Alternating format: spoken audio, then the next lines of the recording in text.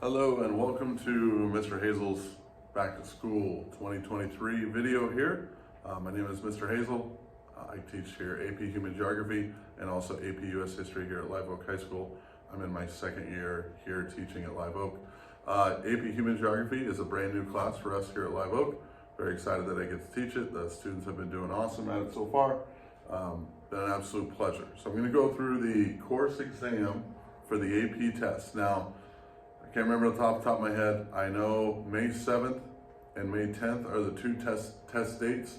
I can't remember which one's which, to be quite honest with you. But May 7th or May 10th, one of those dates is AP US History, and one of those dates is AP Human Geography, which all year we will be getting ready for and planning for and preparing for. So I'm going to go over the course exam description here. This is a PDF that you can actually find online yourself as well. But I'm going to go over the exam overview. First, I'm going to start with AP Human Geography. There are multiple choice questions. There are going to be 60 questions. They get 60 minutes for those questions. The weight of the test is 50%. All right. So those who are here at the thing, I actually put them through a Kahoot style. Kind of hard to do a Kahoot when I'm the only one in the room. So the parents could actually see the types of questions and the stimuli that the kids are going to see. All right, so there's 60 multiple choice questions in 60 minutes, and the questions aren't just what's the capital of California, Sacramento. All right, they're a little much more intricate than that, and our students, we work on those all throughout the year. All right, so the next thing that the kids go to in the AP Human Geography is we have 3 free response questions. Okay, they get a total of 75 minutes. That's worth 50% of the test. So break it down to 25 minutes each. On our first unit exam, we had a free response question, and I tried to get it to 25 minutes. So we're starting early of getting on the clock so students understand to make sure that they're on the clock and know how to deal with the timing as well as the information and the writing styles. All right, so the first one, there will be what we call no stimuli. It's just gonna be a question and they gotta answer it and go.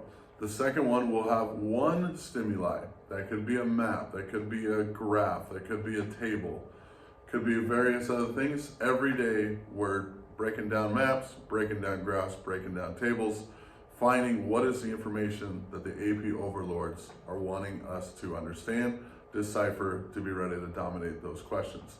The last one is one where there's 2 stimuli. All right, that means there's a map and a graph. There could be 2 maps. There could be a map and an insert map, all right? A map inside a map, all right? There could be, a graph and a table. Could be various things. One thing is they will see at least one map on the free response questions, all right? So, like I said before, every day we are going through tables, we're going through graphs, we're going through maps, we're going through many different stimuli, so we see what is the information we need to pull out and pick out. Anyway, so far, so good with AP Human Geography. The kids have been absolutely awesome. I've been having a blast with them. Gonna switch gears here to AP US History. This is my second year teaching AP US History here at Live Oak High School. Gonna go over the exam review. This one's a little more intricate. First off, you'll get multiple choice questions, 55 questions in 55 minutes. This is 40% of the AP exam weight. All right, so pretty self-explanatory.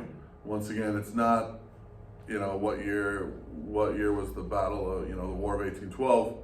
A little more intricate than that, all right? A lot of times they're gonna have a piece of writing, a piece like we just went over Declaration of Independence the other day. Today we're going over a piece from Common Sense by Thomas Paine, all right? And then they answer questions based off that, and they're pretty intricate questions. So we do that on a daily basis to make sure that students are ready for this come early May. So that way when they see these questions, they're not alarmed with the format. We've been doing the format all year on these types of questions. Then we're gonna get into what we call the short answer questions, SAQs. We've already written multiple of those in our class. They're gonna have 3 of these. They're gonna have 40 minutes, and it's worth 20% of the test grade. Now, 3 and 40 minutes, they have to get to the point where they're answering each of these in 13 minutes and 20 seconds. Like I said, 13 minutes and 20 seconds. All right, so yesterday I first put our classes on the clock. Whoop, ready to go, 13 minutes, 20 seconds. Here's the question, had it. Then at the end we went over, okay, here's what the AP overlords were looking for A. Here's what the AP scores are going to be looking for B. Here's what the AP scores are going to be looking for C. We went over all that as a class, just getting them on the time clock very early in the process so they understand that. Of those questions, 2 of them they're going to have to answer. One is going to be what we call a secondary source. Like it could be, something from a book that was published in 1997. That's a whole bunch of different things put into history. The one's going to be a primary source, like the Declaration of Independence itself. All right, that would be what we call a primary source if they're answering questions on a primary source there. All right, so they're going to have those 2 questions. They have to answer those. Now they have one with no stimulus, nothing, no pictures, no graphs, no writings, no nothing. All right, but they do get to pick one or the other on these SAQs, or that last one. Then we move into what we call the document-based question. All right, this is where 25% of the grade. Students will have 60 minutes here to complete this. This one, they're going to be given 7 documents, and they're given a question. Now, from there, they have to break down the question and use those documents that they were given to support their thesis. Now, the scoring guide just got changed 2 nights ago about this. We'll be going over it with our class. Good news, it actually makes it now doable to get the complexity point.